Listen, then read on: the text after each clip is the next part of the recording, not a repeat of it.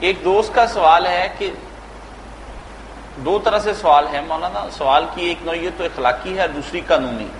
اخلاقی نوعیت اس کی یہ ہے کہ جو لوگ آنکھ کا زنا یا کانوں کا زنا کرتے ہیں، آنکھوں کا اور کانوں کا زنا جو حدیث میں ذکر آیا ہے، کیا ان لوگوں کے لیے بھی کوئی وعیدیں آئی ہیں کہ جو لوگ اسی میں مشغول رہتے ہیں، فلمیں دیکھتے ہیں یا ہمہ وقت ایسے گانے سنتے رہتے ہیں، یا ہاتھ کا زنا، تو اس میں کیا کوئی قرآن کریم یا حدیث میں ان کی کوئی وعیدیں ہیں ان لوگوں کے لیے جو ہمہ وقت اسی میں مشغول؟ اللہ تعالیٰ پناہ دے کر رکھے، ہر نیکی ہر برائی دیں، وہ یکدم نہیں آتی، اس کے کوئی اسٹیج دیں، آہستہ آہستہ آدمی نیکی کی طرف جاتا ہے، اسی طرح برائی کی طرف جاتا ہے. اب یہ ہے نا کہ شہوت کی باتیں کی، پھر دیکھا، پھر ہاتھ لگایا، پھر پاس بیٹھے، خوشبوئیں سونگی، یہ کنارے پر لے گیا. جیسے کہ اللہ کے رسول اللہ صلی اللہ علیہ وسلم بڑی پیاری مثال دی، ہم خیال نہیں کرتے تو ہم سمجھتے ابھی گناہ کا مرحلہ نہیں آتا.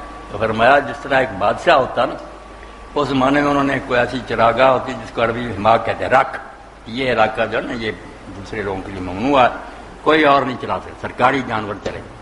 تو فرمایا اگر کوئی نادان چرواہا اپنے جانور اس کی سرحد پر چرائے، قریب ہی لے جائے، اب ہو سکتا ذرا غفلت کرے اس میں گھس جائیں جانور، یہ پکڑا جائے، اس لیے حرام تو گزارا نا، اس سرحد سے بھی دور رہو، بہت دور رہو، ورنہ کسی وقت ہی پڑ سکتے. تو یہ سمجھیں ایسی چیزیں ہیں جو گناہ کی طرف لے جاتی. تبھی آپ نے فرمایا کہ ہاتھ جنا کرتے ہیں اور ان کا ہاتھ چھونا، جنا، آنکھ جنا کر دی دیکھنا، کان کا جنا ہے وہ سنتے ہیں. یہ سب بیان کر کے آپ نے فرمایا اب آخری سٹیج ہے کہ فرض اور شرمگاہ یا تصدیق کر دیتی، وہ کام آخری ہو جاتا یا نہیں ہوتا، مگر یہ مجرم ہو چکا، بالکل اس کی طرف سے کثر کوئی نہیں رہی.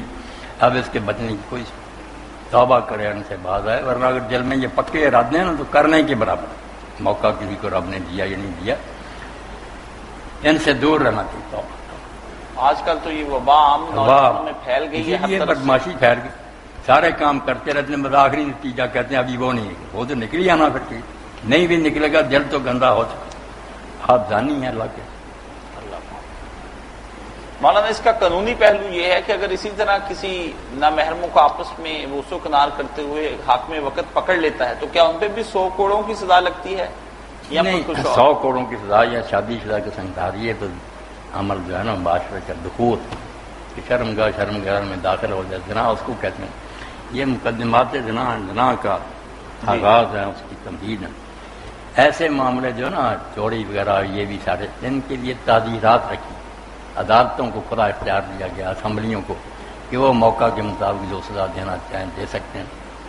اس میں زیادہ سے زیادہ بھی ہو سکتی، تعزیر پر کوئی حد نہیں. اگر وہ سمجھے کہ یہ بار بار پکڑا گیا قتل بھی کر سکتے، مگر جو مقرر سزا ہے نا کوڑے اور سنسار، یہ ان کی ہے جو جی حدود ہیں یہ. اور پھر اس میں ٹھیک